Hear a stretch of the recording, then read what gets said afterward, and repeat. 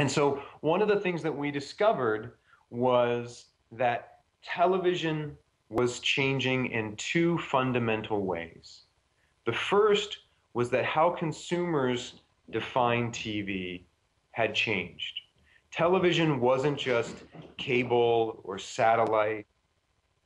Television became TV, movies, games, social networking applications, comic books, that it became this mix where you could ask them what the children were doing, and they would tell you that the children were watching TV. And if the researchers went and looked what the children were doing, it turns out they weren't watching TV. They were playing with a game console. They were playing games. Or you would ask them what they were going to do that evening, and they would say they were going to go home and watch TV. But what they were actually doing was going home and watching a DVD. So for consumers, their definition of television was expanding. And then add to that the second point, which was where consumers were getting their television was changing. Consumers were not just getting television on their TV or from their TV. They were getting it from their smartphone, from their PC, from their laptop. And so they were getting it across all of their different devices. So what that meant for us was that we changed our approach to how we thought about television, that television wasn't about a device or content. Television was about an experience.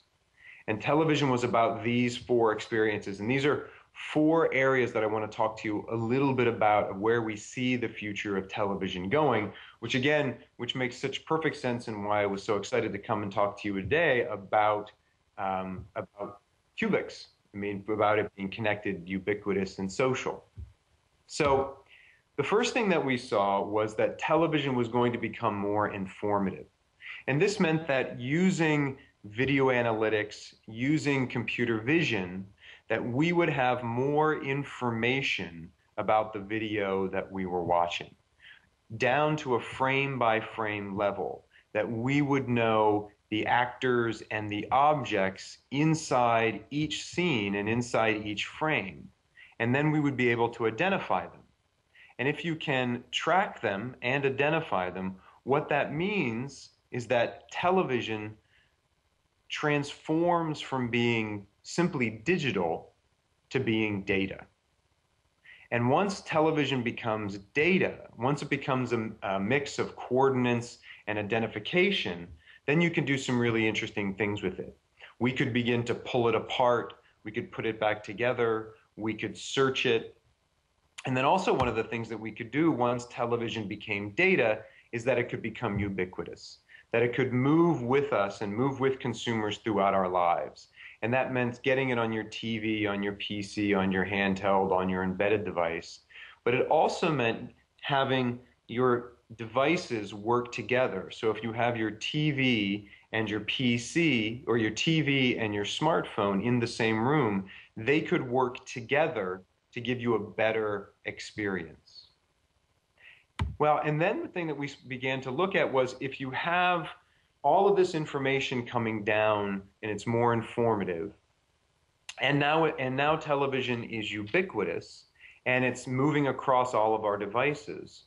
Well, those devices are your own personal devices. Your devices know more about you sometimes than many of the people that you know.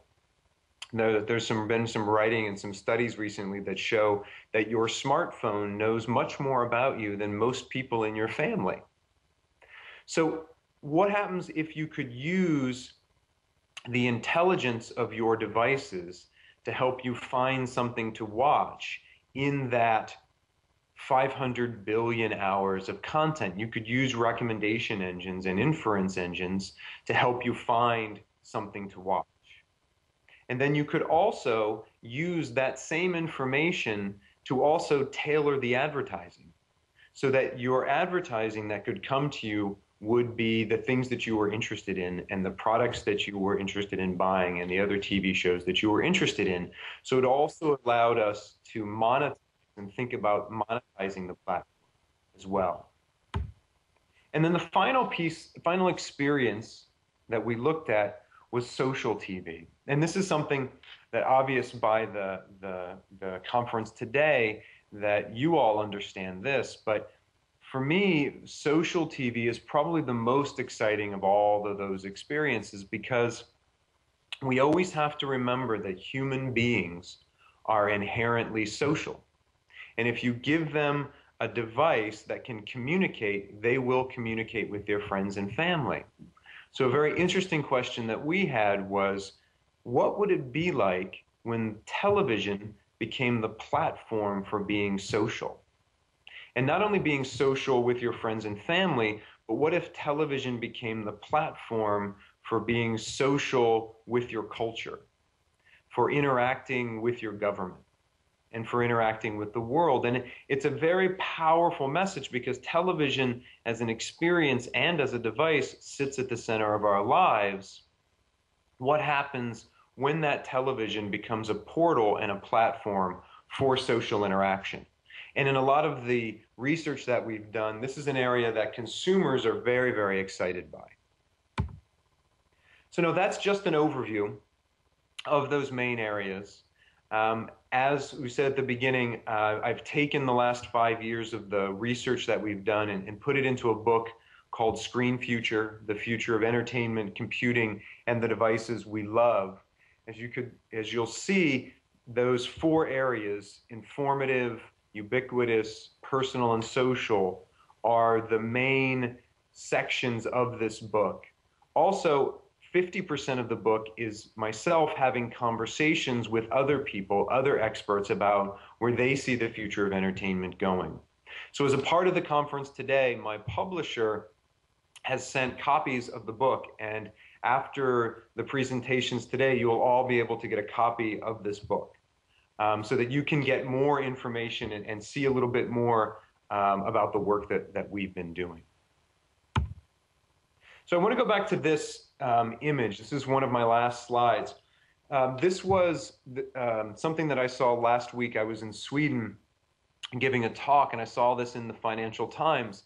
This is a report that came out about the U.S., the U.S. cable market, and it showed that there had been an incredible decline in cable television subscribers. So hopefully after today, you've seen that this isn't a threat, that this is simply the way that things are changing, that this is something that consumers are interested in. This is something that consumers, this change that is being brought about in television is coming.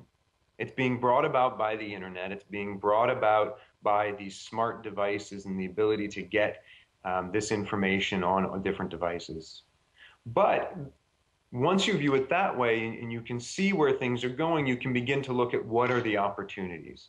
What are the opportunities where we can have a deeper relationship with the viewers who are watching TV? How do we use these platforms to be social with our friends and family and to be social with our culture?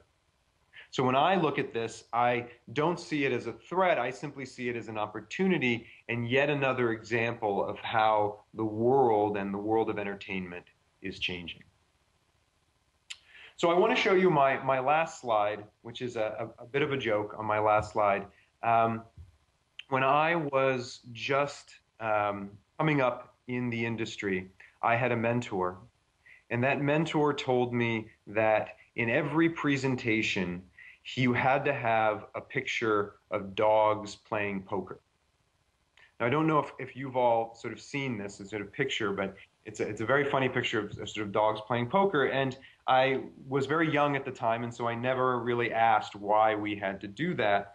And so I helped to write these presentations. And so I would always put pictures of dogs playing poker in all of the presentations that we would give. And several years later, when I was moving on and my mentor and I were moving on, I asked him, well, why did we always have to have pictures of dogs playing poker? And he smiled at me and said, well, Brian, that's simply because people love pictures of dogs playing poker.